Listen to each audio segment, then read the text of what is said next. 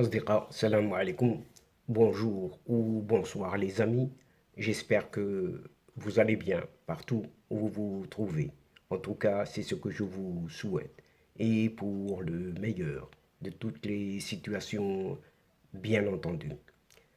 Bienvenue sur votre chaîne Bled Magharibia, qui attend comme toujours vos encouragements, qui nous font beaucoup de bien et dont nous avons bien besoin. Mais abonnez-vous pour rester tout simplement informé des dernières nouvelles de votre chaîne. الأصدقاء نتمنى تكونوا بخير وعلى خير أينما كنتم. أهلا وسهلا بكم ومرحبا بكم في قناتكم. Cette séquence vidéo vous propose la présente chronique d'un certain Hassan Alaoui, une chronique éditée par Maroc Diplomatique et qui s'intitule, on ouvre et on ferme les guillemets, le Maroc devrait revendiquer ses territoires spoliés du sud-est, à savoir Touat, Tidikelt, Saoura, Béchar, Tindouf, Knadsa et Gouara. Rien que ça, tous ces territoires-là. Et on n'échappera jamais. Et plus le temps passe, et moins la vérité sera occultée. La part de la France coloniale dans la tragédie du Sahara est d'autant plus grande que de nos jours, ce dérisoire concept de mémorialiste d'un certain Emmanuel Macron semble mettre en œuvre pour se réconcilier. Les bonnes grâces de cette junte militaire d'Alger semblent plutôt faire cric-crac. Ça se casse, ça se brise. Et c'est comme cela.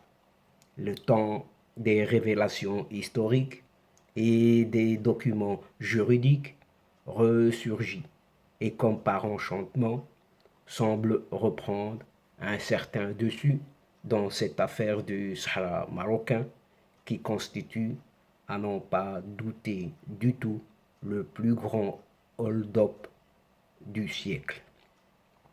Et par une violente et léonine décision, une dizaine de territoires du sud-est marocain avaient été arrachés comme cela au royaume du Maroc et offerts tout de go à cette Algérie créée de toutes pièces, justement par cette France. Et jusqu'en 1963, soit un an juste après ce qui est appelé l'indépendance de l'Algérie, les populations de Tindouf et Béchar proclamaient, à qui voulait l'entendre, leur attachement au royaume du Maroc, confronté à une certaine ANP, armée nationale populaire, ou plutôt armée algérienne, qui les matait sévèrement, les pauvres, devrait-on dire. Elles brandissaient, ces populations, leurs documents et leurs pièces d'identité, délivrées par les autorités dont elles dépendaient, les provinces d'Agadir, de Marrakech, etc., etc., et fabriquées de toutes pièces par le pouvoir d'un certain Mohamed Ben Brahim Boukharouba, dit Houari Boumediene, avec la complicité d'un certain Charles de Gaulle, général de son État, qui n'en démordait pas de préserver son empire saharien et renforcer ce qu'on appelle l'OCRS. L'OCRS, c'est cette organisation commune des régions sahariennes. La spoliation des territoires marocains du sud-est constitue donc un scandale, tout simplement.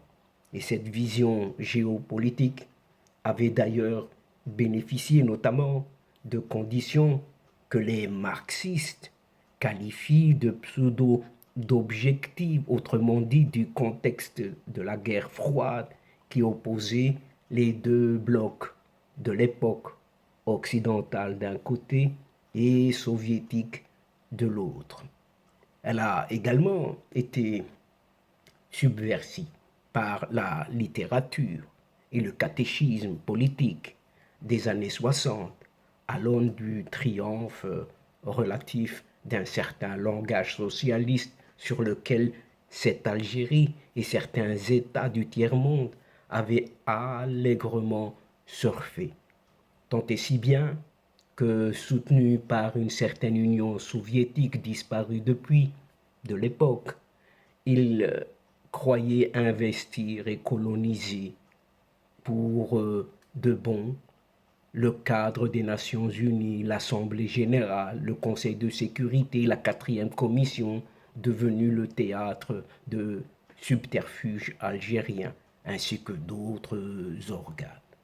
Et nous gardons toujours en mémoire cette image vraiment grotesque d'un certain petit abbé affublé, grisé par son colibé de plus jeune ministre des Affaires étrangères qui paradait sur les travées de cette ONU, un cigare cohiba au bec fabulant et ergotant à n'en plus finir sur les thèmes d'un certain autocolonialisme, la libération des peuples, la glorieuse et révolutionnaire Algérie, etc., etc.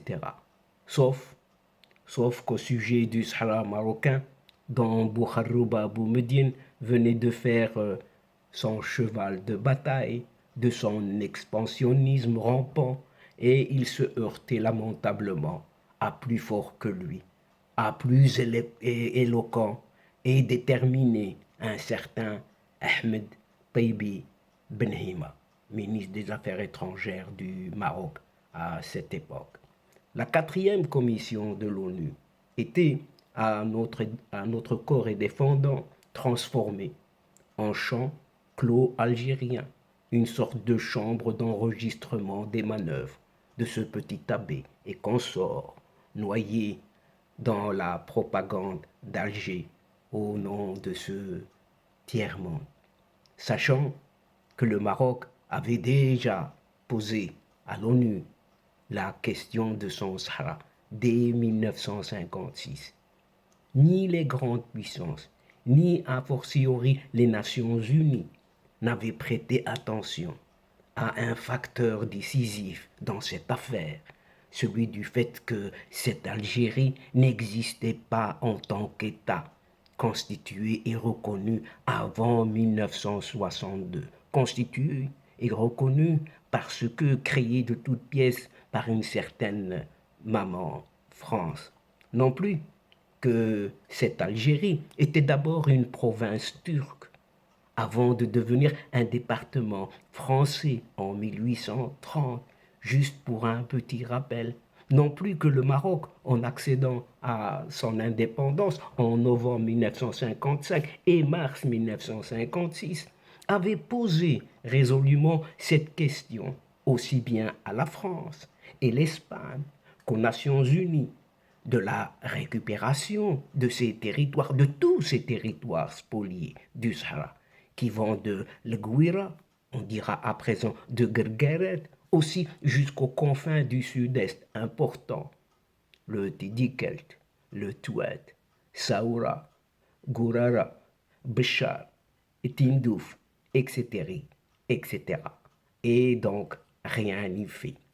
Mais tous ces territoires du Sahara central appartiennent bel et bien au Maroc, de jure et de facto, concédés arbitrairement, tout à fait arbitrairement et unilatéralement par cette France coloniale à son bébé de l'époque, l'Algérie. Et l'Algérie a été créée purement et simplement à un certain mois de juillet 1962. Les archives les archives historiques sont là. Les traités, les pièces officielles en témoignent. Tout simplement. Il suffit d'aller les voir et les lire. Les lire, bien les lire. Ils avaient été arrachés au royaume du Maroc, sans scrupule, sans accord signé, sans négociation, mais en violation du droit international, avec cette invocation fallacieuse de ce qui est appelé le fait accompli. Mais ils étaient incorporés dans le grand projet que cette France avait lancé et mis en place en 1957 de cette OCRS, Organisation commune des régions sahariennes. Le lancement de ce projet géoéconomique ambitieux avait eu pour première conséquence immédiate d'arracher une partie de leur territoire du Maroc au Mali, à la Mauritanie, au Niger et à l'Algérie coloniale, à la Tunisie, etc., etc. Tous ces pays limitrophes aux frontières pratiquement communes. Et dans l'esprit de ces géniaux stratèges français, habitués à l'époque à travailler sur des cartes avec un crayon et un ciseau à la main, ce projet devait finir par constituer in fine un territoire autonome, voire même un minuscule État voué à fournir à la France pétrole, gaz, fer et autres sidérurgies, toute ressource stratégique à cette époque. Et ça continue aujourd'hui. Des territoires grignotés petit à petit, bouffés même à droite et à gauche, en bas, au-dessus de cet immense espace désertique. La France entendait y faire, selon une suggestion d'un certain Alain Perfit, alors ministre de l'Intérieur, d'un certain Charles de Gaulle, créer un État indépendant. Le Maroc étant en premier, le tout premier rogné dans sa profondeur géographique, et l'Algérie héritant bien sûr d'un territoire devenu démesurément gonflé, gonflé, gonflé, jusqu'à devenir cet éléphant. La responsabilité de la France est évidemment très lourde de conséquences. Et 60 ans après, que 60 ans dirait-on après, les conséquences de sa politique de partage léonin au détriment du royaume du Maroc ne l'atténuent nullement, mais pas du tout. Et les archives coloniales ont fui au centre historique du ministère français de la Défense à Vincennes. Il suffit d'aller les chercher, sont consacrés à sa présence de plus de 43 années au Maroc, témoignerait vie de l'injustice absolue qui a été faite à ce Maroc. Autrement dit, la partition arbitraire a été entérinée aussi impunément que pouvait l'être une violation par un État fort, la France, contre un pays affaibli, morcelé à la conférence d'Algésiras en 1906 par des impérialismes de toutes sortes, objet ensuite d'agressions commises par les puissances, pour ne pas dire les superpuissances, l'Espagne au nord et au sud, la France au milieu sur le littoral, et qu'ils se sont partagés ce gâteau marocain. Jamais, jamais jusque-là, en effet, l'intégrité territoriale du royaume marocain n'avait été mise en cause, et l'Algérie, fielle, reculée vers l'ouest de l'Empire ottoman, colonisé par la France en 1830, n'existait pas en tant qu'État, sinon sous forme d'un département tout simplement français, avec un peuple que le Maroc, fondant ses espoirs unitaires dans sa future émancipation, soutiendra et appuiera de toutes ses forces dans sa lutte à partir de 1956. Las, bien las, pour ne pas dire hélas, les germes de la trahison algérienne envers le Maroc existaient-elles déjà dans cet esprit des futurs dirigeants algériens, si on peut les appeler dirigeants. Ils étaient nombreux à faire le voyage de Rabat, à obtenir l'aide en argent et en armes et en beaucoup d'autres choses de la part des rois du Maroc, en l'occurrence un certain Mohamed V et son fils Hassan II. Ils faisaient tous serment de fraternité envers le Maroc et ses institutions. Il a été dit, ici et là, que ceux qui formaient ce qu'on appelle le clan d'Oujda, encore eux, entre autres Boumedienne Boukharouba et son petit abbé, qui avait pignon sur rue, se sont en fin de compte révélés être au lendemain de cette indépendance, soi-disant algérienne, les plus obsessionnellement anti-marocains. L'un et l'autre, Boukharouba et son abbé, ont tout simplement enterré cette gratitude et la fraternité du peuple du Maroc, comme aussi cette déclaration solennelle de juillet 1961, signée par un certain Farhat Abbas, président du GRPA, ce gouvernement de la République provisoire algérienne, à Rabat, avec le roi Hassan II, et reconnaissant par là clairement les frontières internationales du Maroc. Membre fondateur de l'OUA, de cette organisation de l'unité africaine en 1961, le Maroc avait rejeté dans la foulée la sinistre théorie de ce qui est dit l'outil Thucydides, autrement dit en intangibilité des frontières héritées du colonialisme, que les résidus de la littérature coloniale entendaient perpétuer. Car le Maroc, en accédant à l'indépendance en 1956, avait aussi réclamé avec force le parachèvement de son intégrité territoriale, ensuite déposé une requête aux Nations Unies pour revendiquer ipso facto son territoire du Sud, occupé depuis 1934 par l'Espagne, comme il fera de nouveau en 1962 et 63.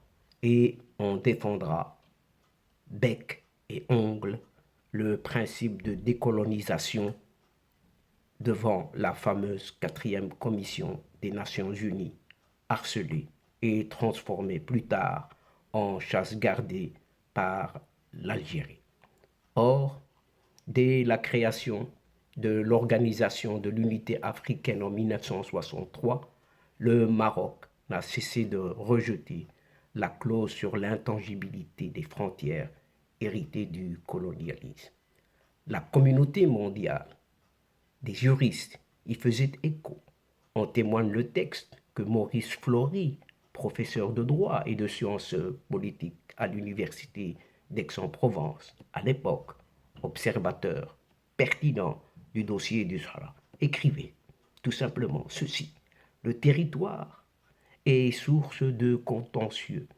L'apparition des nouveaux États issus de la décolonisation ne pouvait que multiplier les difficultés en raison du caractère le plus souvent artificiel des frontières coloniales. Aussi, l'une des premières initiatives de l'OUA, Organisation de l'Unité africaine, a-t-elle été le vote d'une recommandation destinée à geler la situation telle qu'elle résulte du découpage colonial afin d'éviter une remise en cause généralisée qui aurait été la source d'un gigantesque et inépuisable contentieux. Il eût été beau, trop beau, de croire qu'une recommandation pouvait régler un problème aussi complexe. L'affaire du Sahara occidental en est l'illustration. Ceci est de Maurice Flory, l'avis de la Cour internationale de justice sur le Sahara occidental, déjà depuis le 16 octobre 1975. Et ce témoignage, on ne peut plus éloquent, se suffit à lui-même. Il rejoint et résume la position du Royaume du Maroc, qui, document et pièce à conviction à l'appui, affirme avec force que le Sahara n'a jamais été terra nullius. Et l'avis de la CIJ, cette Cour internationale de justice, l'a démontré des liens juridiques et historiques forts ont toujours existé depuis la nuit des temps avec le royaume du Maroc, à telle enseigne que la monnaie du territoire était frappée à l'effigie du roi, la prière du vendredi, dite en son nom, et les actes d'allégeance prêtés régulièrement à son endroit. Les gouverneurs et les autorités relevés du pouvoir du roi qui les nommait à Smara, Dakhla, Tindouf, Béchar, etc. Rien ne viendra modifier ce cours des faits tangibles qui sont à l'histoire du Maroc ce que le souffle est à la vie. Ils sont consubstantiels à sa mémoire éternelle et à la colonisation à géométrie variable du Maroc par les impérialismes divers ne fera que renforcer le sentiment nationalitaire de son peuple. Or, une fois la France partie du Maroc, après l'avoir dépecé et morcelé jusqu'à la caricature, après que l'Espagne de Franco eut aussi rétrocédé sous la pression de la Marche verte, le Sahara, en signant le 14 novembre 1975 un certain accord tripartite de Madrid, voilà que cet ambitieux Bouharrouba alias Boumedienne se prit pour le Bismarck de la région, jetant son dévolu sur les frontières de ses voisins, Maroc, Tunisie, grignotant sans vergogne des portions significatives de leur territoire. Et comble de l'arrogance, reluquant le Sahara marocain aussi.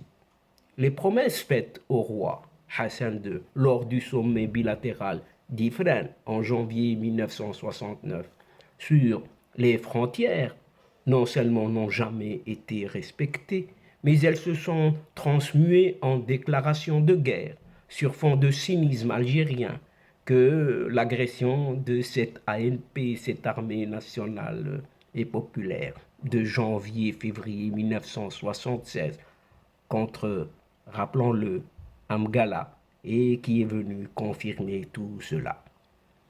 Le sommet d'Ifrane aura été de ce fait le premier et sans doute le dernier de son genre à avoir abordé le sujet des frontières du sud-est marocain entre les deux pays. Et ces frontières, qui n'en ont que le nom, constituent à vrai dire le plus révoltant scandale de l'histoire de la région des années 60.